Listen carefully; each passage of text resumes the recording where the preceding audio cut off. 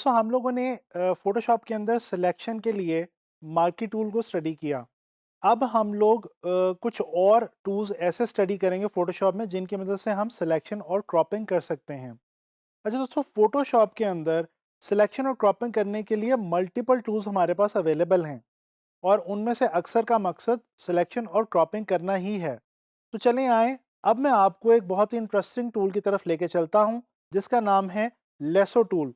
तो चलें चलते हैं फ़ोटोशॉप की तरफ। दोस्तों जैसा कि ये आप लोग देख सकते हैं कि मैंने आप लोगों के लिए कुछ इमेजेस और कुछ लोगोस वगैरह जो हैं ये ओपन कर रखे हैं फ़ोटोशॉप के अंदर और इन इमेजेस पे अब मैं आप लोगों को बताने लगा हूँ लेसो टूल के हवाले से।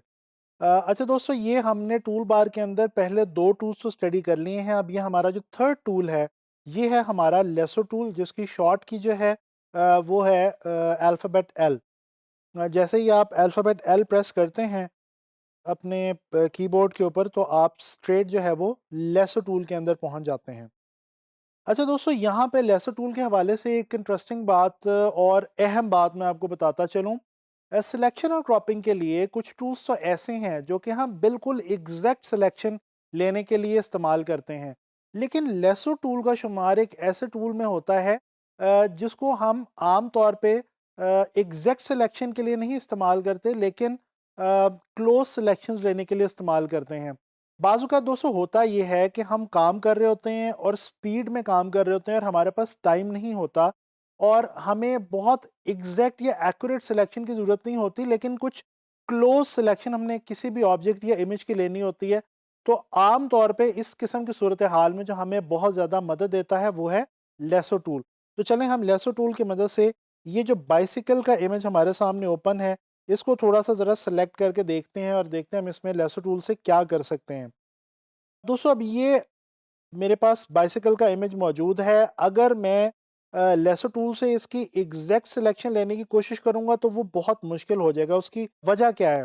दोस्तों लेसो टूल एक बिल्कुल फ्री हैंड किस्म का टूल है और ये बिल्कुल एक ऐसा टूल है जिसके लिए आपको किसी भी चीज़ के ऊपर मूव करना बहुत ज़्यादा इम्पोर्टेंट है। और ये जैसे कि अभी आपके सामने आपने देखा कि इसका एक और प्रॉब्लम ये है कि जब आप इसकी मदद से कोई सिलेक्शन लेते हैं और सेलेक्ट करते हुए, यानी कि ये मैंने अपने माउस की मदद से सिलेक्शन लेनी शुरू की और इसमें प्रॉब्लम ये है लेसो टूल में कि आपने इसके अंदर कहीं पे भी माउस को छोड़ना नहीं है।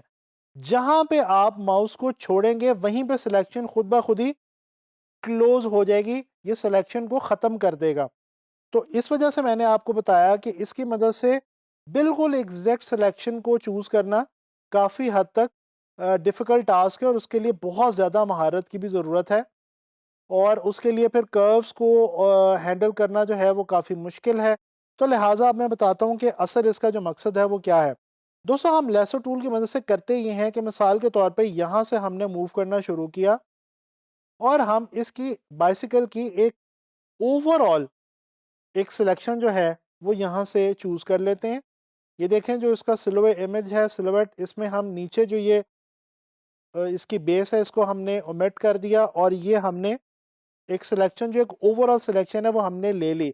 आप देख सकते हैं कि ये एक एग्जैक्ट सिलेक्शन नहीं है, इसके अंदर ये भी काफ़ी सारा एरिया है जो कि मज़ीद सेलेक्ट करके डिलीट किया जा सकता है। लेकिन अगर मिसाल के तौर पे मैं जल्दी से इसको किसी और इमेज में या किसी और डॉक्यूमेंट में लेके जाना चाहूँ तो मैं इसको इस टूल की मदद से बड़े आराम से ये वाला काम इसके साथ कर सकता हूँ। चलें एक काम करते हैं कि थोड़ा-सा इसको मज़ीद डिटेल में सेलेक्ट करने की कोशिश करते हैं। आप किसी भी टाइम पे इसको छोड़ के कंट्रोल डी प्रेस करेंगे तो ये आपकी जो सिलेक्शन है ये डीसेलेक्ट हो जाएगी। तो ये देखें, ये अगर आप चाहें तो ये आप इसकी डिटेल जितनी लेना चाहें, जितना क्लोज आप अपने इमेज के रिक्वायर्ड एरिया के जितना क्लोज आप मूव करेंगे अपने माउस को, उतनी ही ज़्यादा बेहतर जो सिलेक्शन है वो आपके पास आएगी। लेकिन अगर आप इसकी मदद से बिल्कुल एग्जैक्ट सिलेक्शन लेने की कोशिश करेंगे तो वो आपके लिए कदर मुश्किल हो जाएगा और यहाँ पे जहाँ से आपने सिलेक्शन शुरू की है वहीं पे आके आपने अपने माउस को छोड़ देना है। तो ये देखें आपके पास काफ़ी क्लोज और काफ़ी जो बेहतर सिलेक्शन है वो आपकी बाइसिकल की जो है वो आ गई है। अच्छा, इसी तरह से ये आपको समझाने के लिए मैं इसको ऑफ करता हूँ और यहाँ पे मैंने एक ये लोगो मैकडॉनल्ड्स का रखा हुआ है, इसको हम सेलेक्ट करने की कोशिश करते हैं जी लेसो टूल की मदद से।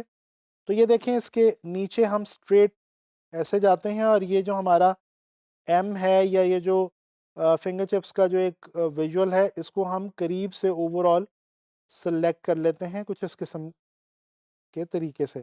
अब इसको हम यहाँ से जो है वो मूव कर सकते हैं।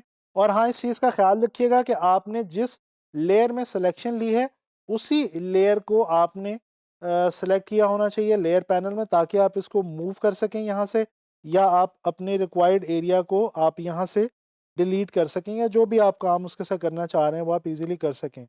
इसी तरह से ये मैंने नीचे एक लोगो रखा हुआ है जी एप्पल का, बहुत ही मशहूर ज़माना कंपनी और उसका एक मशहूर तरीन लोगो। तो ये देखें इसके करीब तरीन मैं सिलेक्शन इसकी शेप के साथ साथ मूव करता जा रहा हूँ और ये देखें मैंने लेसो टूल की मदद से इसकी सिलेक्शन ले ली। अब इसको मैं यहाँ से मूव कर सकता हूँ। ये देखें आपने जब, क्योंकि हमने एग्जैक्ट सिलेक्शन नहीं ली, तो जब हम इसको डिलीट करेंगे या साइड पे लेके जाएंगे तो ये जो हमारे पास शेप आएगी ये बिल्कुल एग्जैक्ट नहीं आएगी, थोड़ी सी ज़रा डिस्टॉर्टेड आएगी। तो उससे आपने परेशान नहीं होना। हमारा मकसद इस वक्त सिर्फ ये है कि हम इसको या मूव करना चाह रहे हैं या हम इसको यहाँ से डिलीट करना चाह रहे हैं। तो ये हमने इस तरह से लेसो टूल की मदद से बड़ी ही आसानी से कर लिया है। दोस्तों, आप लोगों ने इस लेसन में ये लर्न किया कि लेसो टूल की मदद से आप कितनी आसानी से किसी भी इमेज में कोई भी रिक्वायर्ड एरिया या कोई भी लोगो वगैरह जो है उसकी बेसिक शेप आप सेलेक्ट कर सकते हैं, मूव कर सकते हैं और डिलीट कर सकते हैं। आप लोगों ने ये भी देखा कि लेसो टूल को हम बेसिकली यूज़ किस तरह से करते हैं। अब आप लोगों ने इसकी प्रैक्टिस करनी है और आने वाले लेसन में हम मज़ीद फ़ोटोशॉप के हवाले से चीज़ें लर्न करेंगे।